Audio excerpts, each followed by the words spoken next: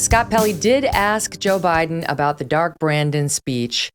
And I want you to, we cut a little bit longer soundbite, okay? Because he asks him about conflating what Scott Pelley seems to understand is the evil MAGA Republicans with like the normal Republicans. And Biden kind of tries to deny that he does it. And in this clip is a clip of Dark Brandon. So it's important to listen to what Biden actually says in that clip. Within this clip, watch, you'll understand. Sir, in your Philadelphia speech recently, you warned of MAGA Republicans, those who attacked the Capitol. But later in the speech, you conflated them with people who disagree with you on abortion. And I wonder if No, I did not. That's a misreading of my speech.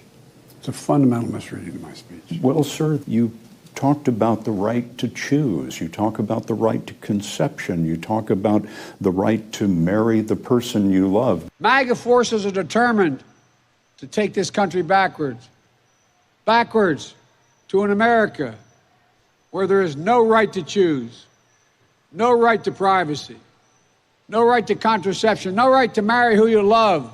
I was making a speech about the state of affairs in the Republican Party and us. I wasn't just talking about MAGA Republicans. The MAGA Republicans are the people who say, refuse to acknowledge that an election took place and there was a winner. The MAGA Republicans are those people who, in fact, say that the use of violence is a legitimate tool, like what happened to the Capitol. They're the MAGA Republicans. You can't call yourself a democratic republic and support violence internally against the government and at the same time talk about not recognizing the outcome of the election is overwhelmingly agreed to be legitimate. Do you fear that speech created more division than unity in the country? No, I don't fear that at all. I think a significant portion of mainstream Republicans know it to be true and agree.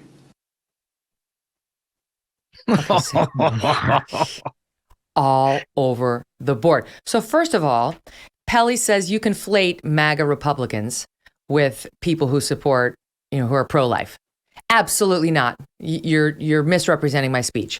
Then you hear the speech where he clearly says MAGA forces are determined to take this country back to the place where you had no right to choose. Now that's clearly tying MAGA Republicans to the pro-life movement. If you're a pro-lifer, you're a MAGA Republican who's an election denier. That's clear. That was the takeaway by many people on the right who listened to this, even never Trumpers, even like some pals I listened to at the Dispatch or National Review who don't like Trump were kind of like, bullshit. Bullshit. We may not be Trump fans, but don't lump us in with election deniers just because we're pro-life. So that's what Pelley was trying to push him on. Absolutely did not do that. I did not do that. And then on the out, Biden basically says, well, all Republicans are bad. What I'm trying to say is, I'm really trying to tell you they're all bad.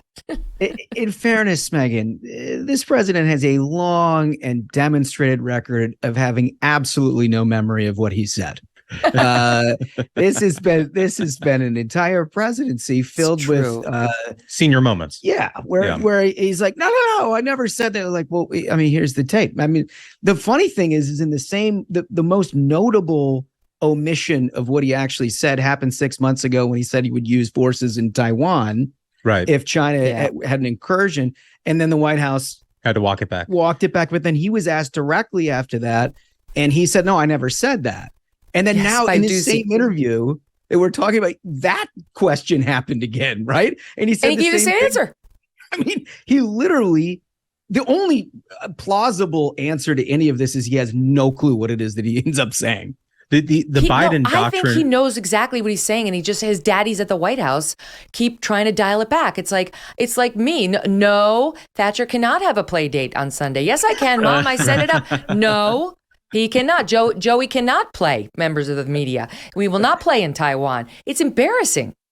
The entire Biden doctrine is dependent on which synapses are firing in his brain that day. Oh my God, it's terrifying. Drawing clocks.